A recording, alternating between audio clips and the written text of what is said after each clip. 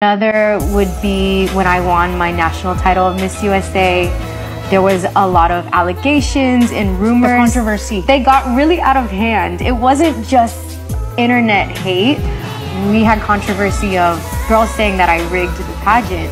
And it actually, it caught a lot of wind in the major news outlets in the States, picked it up. And so now I'm not known as the girl that wins Miss USA, but the girl that rigged Miss USA, because people read headlines and that's it. They stole the thunder. They did, and so I thought, oh my gosh, like now that's my name. Instead of being celebrated, you were being accused of something. Yes. So how did you handle that controversy? You know, I felt so depressed because I thought, also, I need to train for Miss Universe. This is distracting. I lost the director had to step down, the social media, the whole team. And the prize package you get as Miss USA got taken away from me. So you really feel so unmotivated. Like, why did I do pageantry? Where's the beauty and the empowerment of women? And it definitely made me feel like not believing in the system. But I had 3 months to train for Miss Universe. I had a lawsuit because they had to really go through all my paperwork, text messages, even my computer to see, did she rig it? Did she have side conversations? So I said, I'll do the lawsuit because I have nothing to hide. Yes, it was a blessing in painful disguise. journey. But you learned so much about yourself. I really did, a blessing in disguise. I mean, life always throws things at us no matter what. And for me, I thought, this is really bad timing. But looking back at it now that I've gone through it, I thought it was the perfect timing because it really gave me motivation in the end. At mga kapolitika, inyo pong napanood itong si Arbonne Gabriel dito sa isa sa mga episode ni Tony Gonzaga sa kanyang YouTube. So ating pag-uusapan itong Filipino-American na si Arbonne Gabriel dahil isa siya ngayon sa mga target, mga punterian ni Raul Rucha dito sa online attack. Ating pag-uusapan kung ano nga ba ang nangyari dito sa issue ni Arbonne Gabriel at ni Raul. Pero bago ang lahat ay huwag kalimutang mag-like at mag-subscribe na rin kayo para updated kayo sa ating mga latest issue. At atin nga pong pag-uusapan itong si Arbonne dahil na-mention doon sa isang statement ni Raul na kinukumpara niya si Fatima doon sa mga previous na mga Miss Universe winners. So isa na nga dito itong si Arbonne Gabriel. Kinumpara niya kasi ngayon ay nasa 3 million na mahigit yung followers ni Fatima dito sa kanyang social media account at ang sinasabi ay siya daw ang may pinakamaraming followers kung ikukumpara doon kila Victoria, kila Arbonne at yung mga na-mention niya na mga previous na mga winners dito sa kompetisyon. So ngayon ay parang nasad at nalungkot itong si Arbonne kasi nasa less than 1 million lang yung kanyang followers dito sa kanyang Instagram. At napakomment nga siya na napapagod na daw siya dito sa pagkukumpara sa kanya sa ibang mga beauty queens na merong massive followers dito sa social media. Kasi totoo nga naman siya ay nanalo sa Miss Universe pero yung kanyang engagement, yung kanyang followers ay hindi man lang umabot ng 1 million. So yung pressure, kumbaga yung demand from public na bakit ganoon nanalo siya sa Miss Universe pero hindi siya ganoon kasikat katulad nila Catriona, nila Pia.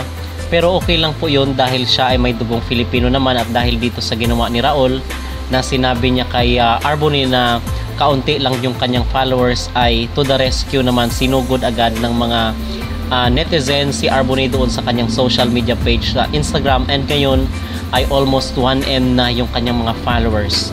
So according dito sa sinabi ni Raul na nakita natin sa social media mga kapolitika, just for your knowledge, Fatima has gained 3 million followers in just 1 week, a remarkable achievement by any standard.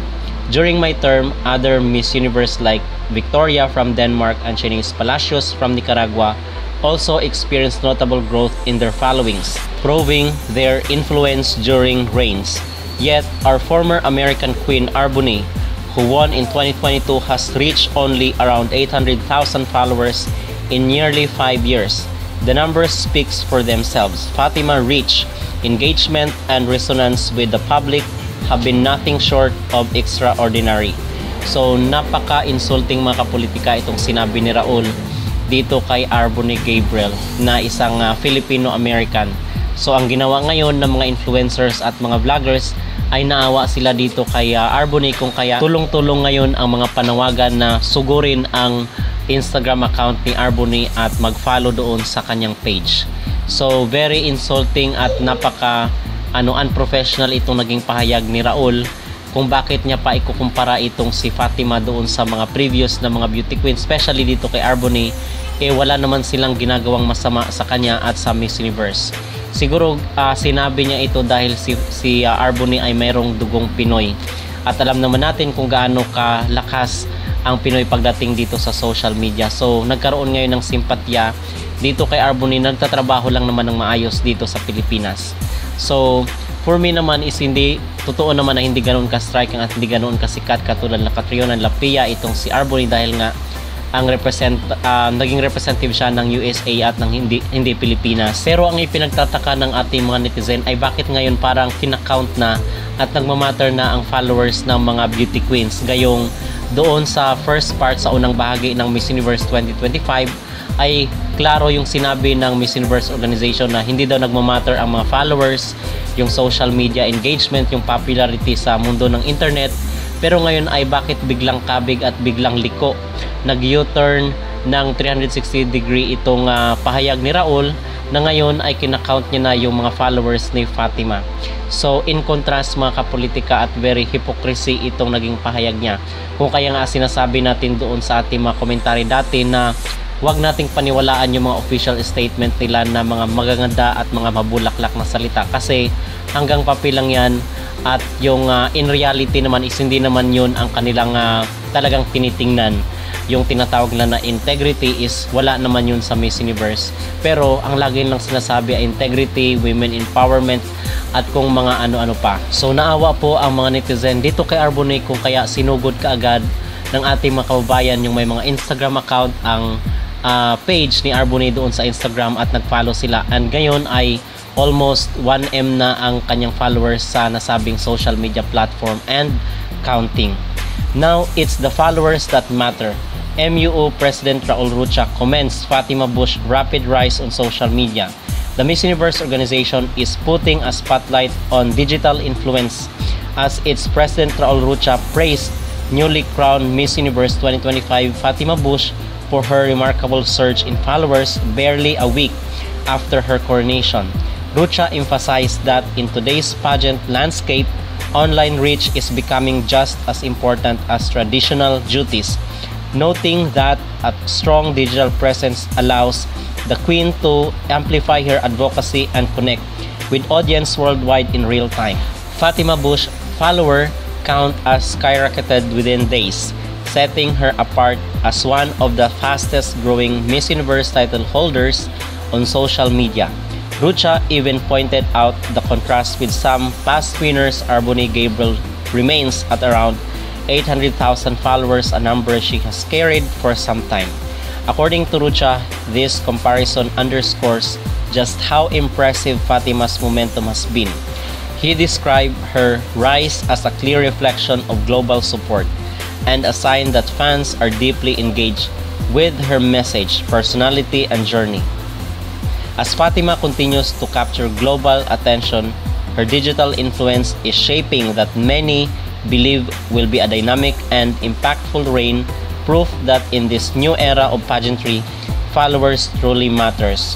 So yun mga kapolitika, in contrast doon sa mga sinasabi nila in the first place na hindi di umano nagmamatter yung mga followers at popularity, even yung mga social media engagement, kasi na-alarm sila doon sa millions na mga reaction ni Atisa Manalo sa page ng Miss Universe Thailand.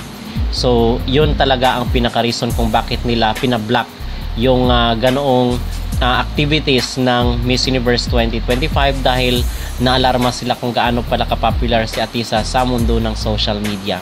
And ngayon, sabi nila noon is hindi daw yun basis, pero ngayon nagmamatter na daw dahil nasa new era daw tayo at kinakailangan na yung mga beauty queen daw is merong malawak na social media engagement, dahil iba na daw ang panahon ngayon, unlike doon sa traditional na pamamaraan na sa TV lang natin nakikita ang mga beauty queens. Ngayon is usually dito na talaga sa mundo ng social media.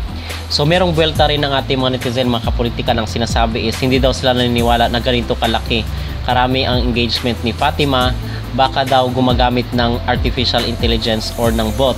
Kasi ngayon is pwede nang mabili yung mga followers, basta meron ka lang pera ay pwede ka nang bumili ng mga followers. So in other words ay baka hindi organic itong kay Fatima kasi hindi naman nagre-reflect doon sa publiko pag lumalabas siya bakit walang ganoong engagement at walang ganoong reaction, walang ganoong acceptance, unlike dito kay Atisa na mga organic talaga yung kanyang mga followers. So nagdududa ang mga netizen kung talaga nga bang organic yung mga followers ni Fatima doon sa kanyang social media. So kung sino man po sa inyo yung nag-aral or expert sa information technology ay pwede nyo pong tingnan yung mga followers ni Fatima kung talaga nga bang legit yon or organic, totoong mga tao at hindi mga dummy account. So yun ang aking maging reaksyon, mga kapolitika, dito sa issue ni Arbonne Gabriel at ni Raul Rucha. So kung kayo ang tatanungin, mga kapolitika, ano po ang inyong masasabi at ano ang inyong magreaksyon dito sa sinasabi ni Raul na si Fatima daw ngayon ang tinitangala sa buong mundo dahil meron daw siyang global impact pagdating dito sa mundo ng social media. Mag-comment down below at huwag kalimutang mag-like at mag-subscribe na rin kayo. Maraming salamat po. Yes, you will be a Boricua by heart, just like the Philippines adopted me as a Pinay by heart. Philippines loves you. You hear that? They love you. Okay, let's. Yes, you will be a Boricua by heart, just like the Philippines adopted me as a Pinay by heart. Philippines loves you. You hear that? They love you.